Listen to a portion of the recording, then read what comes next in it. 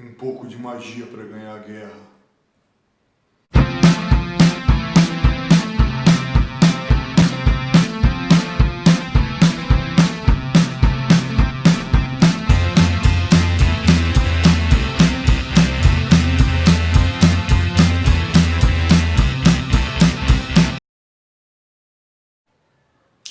E na videoaula de hoje vamos falar sobre a SS, a Schutzstaffel, o pelotão de assalto nazista, mas principalmente sobre uma figura importante para a formação desse órgão e para todo o ambiente que a gente tem aqui no mês do medo da prancheta do Suetônio.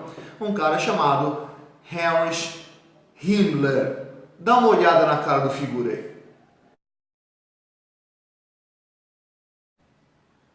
Bom, o Himmler, ele não é o fundador da Schutzstaffel, tá? A Schutzstaffel foi fundada ali no ano de 1920 com o intuito de ser um grupo de segurança do partido sediado em Munique, né? Não era nem numa perspectiva nacional ali. Tanto que lá em 1920, quando se forma a Schutzstaffel, ela tinha ali menos de 300 membros. No entanto, o Himmler, que era um cara bastante curioso aí, que está bastante envolvido com os temas que a gente desenvolve aqui no mês do medo da prancheta do Suetônio, né? Ele vai dar novas cores ali à Schutzstaffel, o que vai levar a uma adesão muito forte, né? E que vai fazer com que esse grupelho ali, que tinha menos de 300 membros, aí por volta de 280 membros mais ou menos na sua formação, vai crescer exponencialmente. Então, esse grupo formado em 1920, em 1929 é entregue a Himmler. Em 1932, a Schutzstaffel já contava lá com mais de 50 mil membros. No final do ano seguinte, no final de 33, já passava de 200 mil.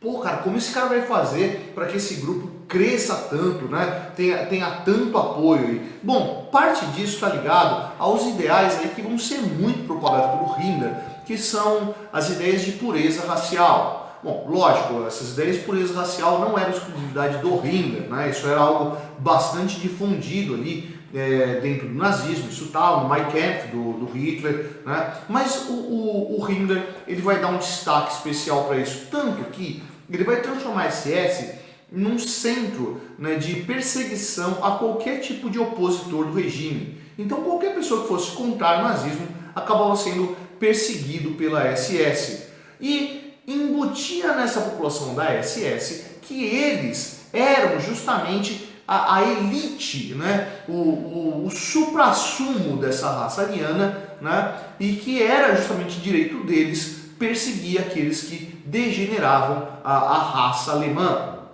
A ponto disso que o Himmler, ele vai estabelecer ali, para que a pessoa pudesse entrar na SS, alguns critérios que estavam ligados à ascendência deles. Ou seja, você traçava uma lista ali da sua árvore genealógica, né, nos seus antepassados, que ninguém poderia ser de qualquer outra etnia ou de qualquer outra origem que não fosse alemã, né? Se tivesse ali algum antecedente comprovado que não fosse alemão, você simplesmente não poderia participar da SS. Mais do que isso, o Himmler, ele vai estimular a poligamia dentro dos membros da SS. Por que poligamia? Bom, vamos lá. O Himmler acreditava que, como os membros da SS deveriam ser dessa raça pura alemã, obviamente eles deveriam procurar mulheres que também fossem puramente alemãs. E se é possível que eles praticassem a poligamia, isso quer dizer o quê? Bom, uma mulher, né, tem uma gestação ali de 9 meses, no entanto, um homem consegue fecundar diversas mulheres nesse mesmo período de 9 meses. Ou seja, se um membro da SS tivesse, digamos, 5 esposas, quer dizer que num período de 1 ano, ao invés de ter apenas um filho, ele poderia ter até 5 filhos nesse prazo de 1 ano. Percebe a lógica do Himmler? Tá, e o que isso tem a ver com toda essa ideia que a gente envolve aqui no mês do medo da prancheta, né, sobre misticismos, né, coisas assustadoras e tudo mais? Bom, vamos lá, começa porque o Himmler, ele era um aficionado por ocultismo, era um aficionado por mitos e por religiões pré-cristãs de origem alemã, né? Então desses povos teutônicos, germânicos, vikings, né? Toda aquela população que vivia ali mais ou menos naquela região, vai se agregar ao pensamento do Himmler, né? E vai gerar um tipo de mitologia própria do pessoal da SS. Essa ideia da purificação da raça através dos membros da SS que praticariam a poligamia, né, vai estar ligado a uma ideia que ele apresentou e que não deixou muito claro de onde foi que ele tirou, que seria a do vril. Né? O que seria o vril? O vril seria uma energia própria, oriunda da origem desse povo germânico, que estaria onde? Estaria lá nos elfos. Sim, meu amigo, elfos. Né? Esse povo mitológico aí, alto, louro, belo, forte, né? Bom, alto, louro, você já imagina que germânico, né, tem mais ou menos essa característica. Percebe essa ideia? Então, ele acreditava que a população élfica se misturou às raças impuras humanas e foi dando origem a essa raça degenerada que somos hoje. Portanto, se purificássemos essa raça conseguiria emitir de si esse vril, essa energia positiva que garantiria um desenvolvimento e um enriquecimento social dessa população. Eles emanariam essa energia do vril, garantindo ali essa superioridade dos germânicos. Cara, o Himmler não estava nessa sozinho. O Himmler, ele arrumou ali um sujeito que também era muito ligado a esse ocultismo, a essas ideias mágicas, essas ideias mitológicas, que vai se converter no seu mago pessoal, um carinha chamado de Carl Maria Willigott. Desculpa, Carl Maria Willigott, né? O que ficou aí mais conhecido por um cognome, um título bruxo, né? Um nome de raiz germânica, que foi o Weistor, né? Vamos dar uma olhadinha em quem é o tal do Weistor.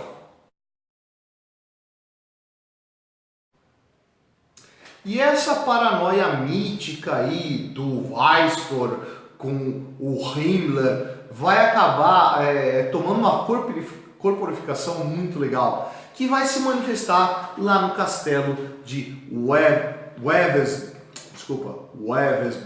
né?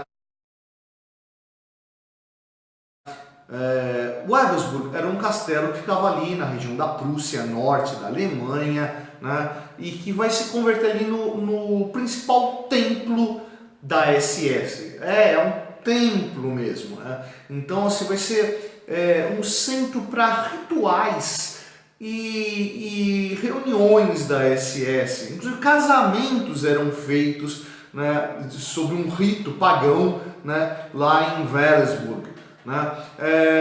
Wewelsburg é um castelo medieval, mas que ele vai começar a sofrer uma série de adaptações ali, né, para os espaços onde os ritos aconteceriam. Tanto que na torre norte do castelo foi construído